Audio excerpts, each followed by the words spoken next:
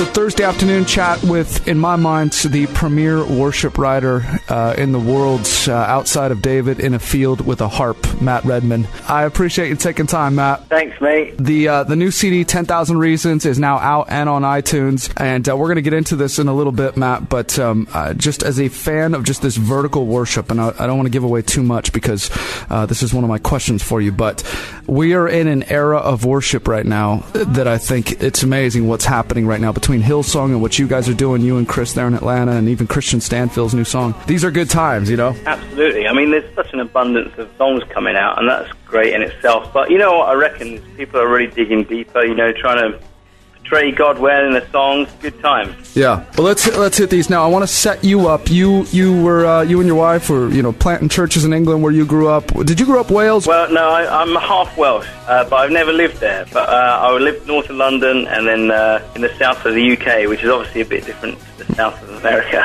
Right. Now, is it just your one son? Because I see him in the Louis Giglio videos from time to time. Oh no, we have 5 children. 5 children? How did I not know that? Oh yeah. Well, you see, the thing is, we've got 4 boys and a daughter, so we kind of, that's why we like church planting, because people always like it when we show up, because it's a kind of great church growth moment for right, exactly. people at once. Yeah, definitely. Okay, I didn't know that. Okay, so you guys are now in Atlanta with the Passion City group. What is one thing about the UK you just, to this day, you just can't find it and you miss it like crazy, whether it's a chipper or whatever it is? And then one thing about Atlanta that you're like... Well, just to be totally accurate, we are back in the UK now.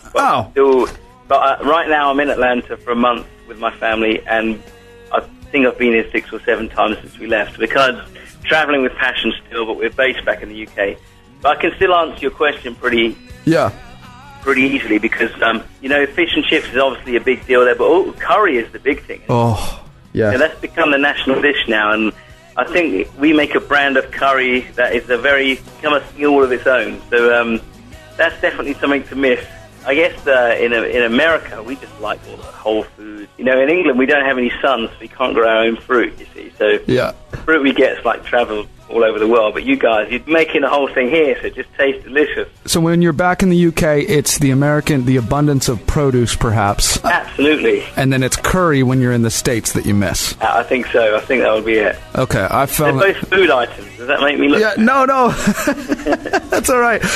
You would think, say, the Times newspaper or the Queen or something like that, right? Let's go into a song here. The new album from Matt Redman is in stores and on iTunes, called 10,000 Reasons. Let's just do, if you don't mind, let me do my favorite right out of the gate. And about 3.5 minutes into this song, I said this is one of the greatest worship songs I've ever heard. This is called Here For You, off the new CD from Matt Redman on the Joy FM.